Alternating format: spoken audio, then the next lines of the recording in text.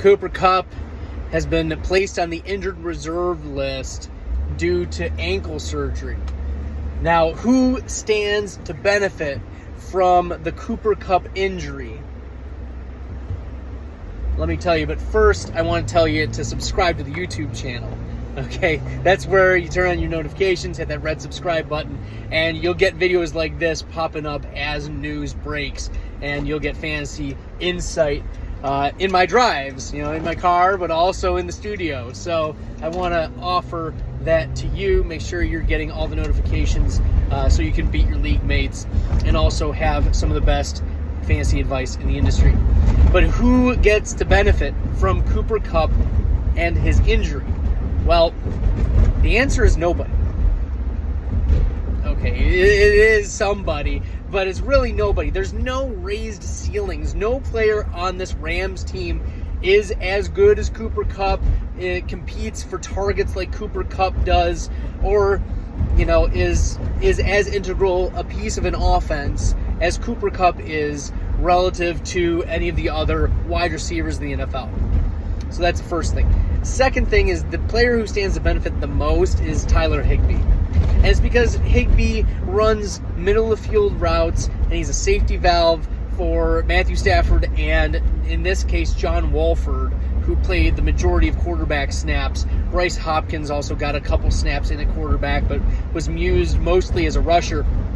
Higbee in this game, 8 targets, 8 receptions, and he led the team in targets. So who stands to benefit? First, Tyler Higbee.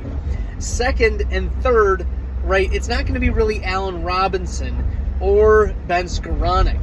As funny as it sounds, like Ben Skowronek has out-targeted Allen Robinson for most of this season.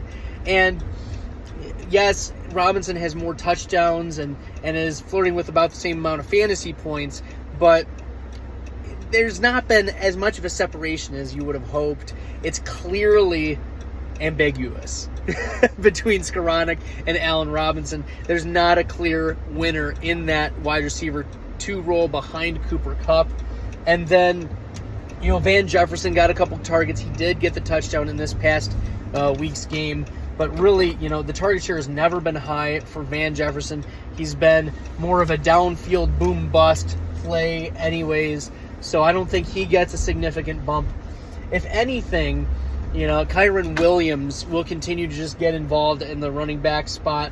Kyren Williams, an accomplished pass catcher out of the University of Notre Dame, a third day 3 prospect, very low speed scores, but he was able to carry the load for the Fighting Irish in the last 2 seasons. There, over 900 rushing yards both seasons, about an 11% target share or higher each of the last 2 seasons, 48 targets or more each of the last 2 seasons. So if the safety valves aren't there, it wouldn't surprise me if Matthew Stafford moved to Tyler Higbee and Kyren Williams as the players who will see the most jump in their targets.